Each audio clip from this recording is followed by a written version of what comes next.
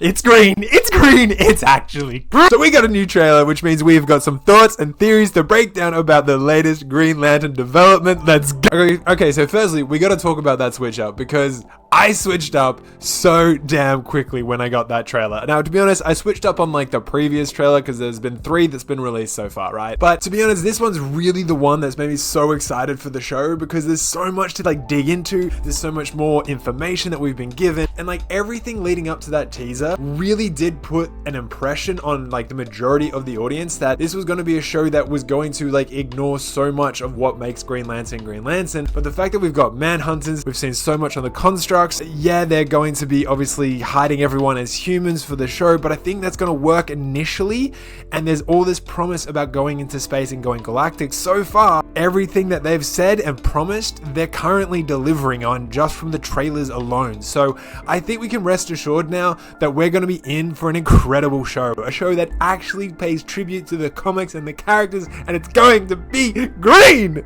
Yeah! Okay, but let's break it all down. So the first few moments that we get of the trailer, we see John Stewart talking about how he's getting in training. We see a shot of him trying to fly, and we get this amazing disgusted look on Hal Jordan's face when he fails to be able to fly. But then we get a really incredible shot of him having constructed a bird that can just fly around and lands on John's shoulder. And Hal's looking a bit confused. Now this leads me to theorize something, that Hal Jordan has never been able to make a living construct the way John Stewart just did. So Hal's a little bit blown by that fact. That's what I'm really taking from that moment, and that actually pays tribute to one of the more recent characterizations from John Stewart from the comic books. Because in Green Lantern War Journal, we see John Stewart literally creating a construct of his own sister to help his dying mum who's struggling with dementia. And the construct of his sister is literally still around in the comic books. Yeah, she's still like her own character doing her own thing. She even has her own ring, the blue ring, to be matter of fact. So a Green Lantern construct of somebody's dead sister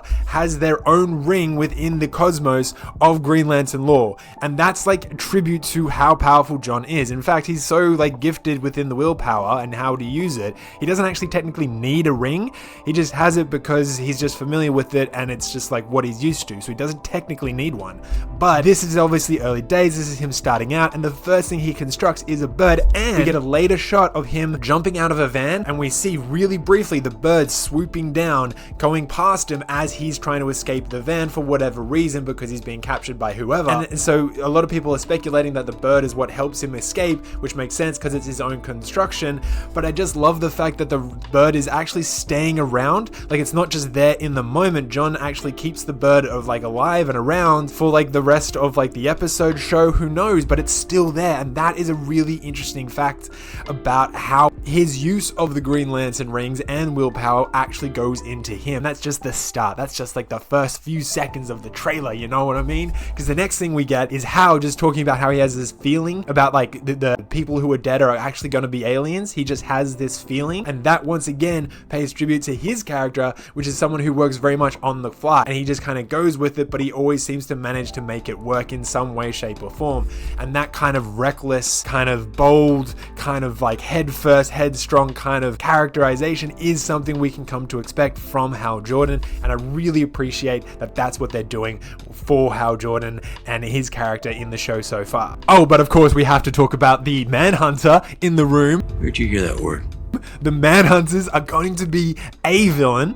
I think they're a villain of the show, but I don't think they're the villain of the show. So we know that the Manhunters are in the show. We know that they are disguising themselves to be able to look like any other human being. And we also know that John and Hal will be going to visit an alien world. Likely, it's going to be the alien world that the Manhunters themselves destroyed. And this is going to pay tribute to Atrocitus and Sector 666. Now, in Green Lantern lore, the Manhunters were actually kind of reprogrammed, if you will, into attacking any form of sentient life that was able to feel or able to express emotion. And they started with Sector 666 and completely wiped it out, including the planet Ryut, which is where a character from Atrocitus comes from. He is a survivor from that planet, from the atrocity that was committed and the genocide that occurred on his home planet, and he is filled with so much rage that he himself is the embodiment and the leader of the Red Lantern Corps, a Red Lantern Corps that devotes itself to the emotion of rage and anger.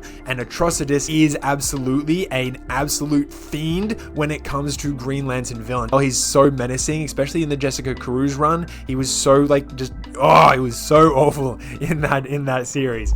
But truth be told, a lot of people are suspecting that Paul Ben-Victor's character, Anton, is actually Atrocitus in disguise. I don't think this is the case, guys. I think we're all bleeding and building up to a fan theory in our head, and we're going to be really, really disappointed when it's not Atrocitus. This is an original character through and through. I think Paul Ben-Victor's character is actually going to be the main alien that is running on the hide from the Manhunters, and the Manhunters are out trying to capture and kill the last of this species because for whatever reason that's what they're currently just focused on, and that's going to tie into the bigger plot and the bigger mystery at play, absolutely. But I do think Anton is just going to be a random alien in disguise. I think it is going to represent the more tragic victim of the Manhunters, but not play into Atrocitus. I think they're going to build into Atrocitus, maybe season 2, maybe season 3, absolutely. But I don't think season 1 we're going to get there yet. And I think that's what it is. I do think that Anton is just an original character through and through, and we don't have to really lean on anything too much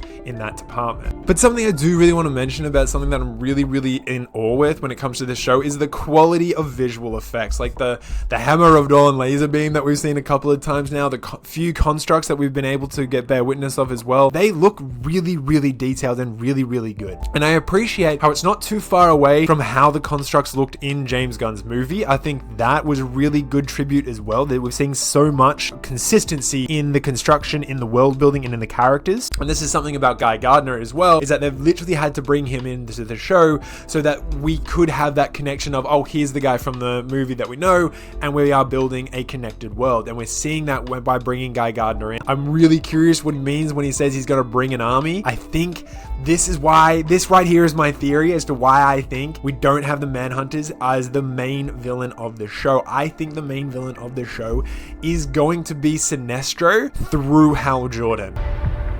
Sinestro. You don't really believe he's your backup, do you, Hal? No. Let's say what he actually is. My replacement. I think Sinestro is going to poison Hal Jordan throughout the series and eventually turn Hal Jordan against Jon Stewart. But we also know that there are two timelines that are occurring throughout the show. There is the 2026 era where Jon Stewart has the beard, and then there is the 2016 era where Jon Stewart is being trained by Hal Jordan. So we're going to be time jumping a lot between those two, and then we've also got moments of Jon Stewart as a baby as well. So there is this kind of through line prophecy of Jon Stewart's rise into becoming a Green Lantern and taking on that mantle. But I think in 2016, Hal Jordan and Jon Stewart, they're going to go toe to toe. And this has actually been confirmed because at the San Diego Comic-Con, there's been a lot of people talking about how those two do end up having a pretty big fight. And I think that's going to be kind of the catalyst, or like the nearing the end of season 1 fight is going to be between those two in 2016. And then whatever it is that will unfortunately kill Hal Jordan in 2016 will leave Jon Stewart kind of wanting to go into hiding for like the next 10 plus years before he truly is prepared to take on the mantle of becoming the next Green Lantern. Tribute to the fact that we also got to see a glimpse of Hal Jordan's suit that does actually look green. But just to dispel a couple of rumors here, guys, there's a lot of people talking about how Hal Jordan is going to die within the first episode.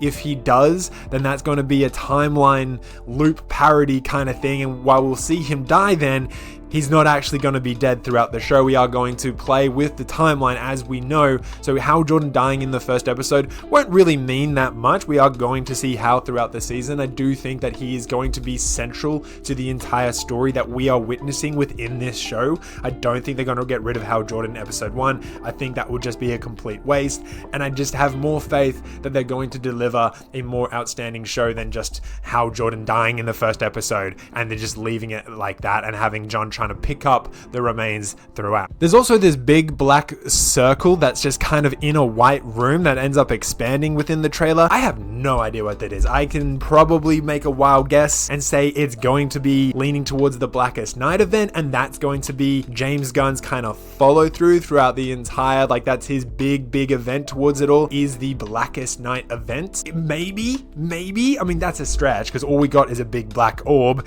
and it kind of looks like the Black Hand could be leaning on, you know, the Black Lanterns, which therefore means Blackest Night, but it's just, there's nothing really to go off of that. It's cool, it's great visual effects, and it does give a bit of an eerie vibe as well, so it is going to very much be a part of what is the bigger mystery, but that is a massive question mark in what is happening with the Green Lantern TV show, and I'm really keen to see more of it and what's going to come from it. But that's just, once again, it's just a well edited trailer, but that's just what it is. It's a well edited trailer. We got so much to dig into and to possibly spark our curiosity as to what's going on with the show, and it really is leaning and building a good solid mystery surrounding this lore and the characters, and we got to see so much. The tornado as well, oh my god, I'm still geeking out about that tornado. That was so cool. But yeah, I think that's everything. I think that covers most things of the trailer. I'm really keen, I'm really excited. I'm a Green Lantern fan through and through. So for me, as a comic book fan who loves the Green Lantern lore and loves Green Lantern,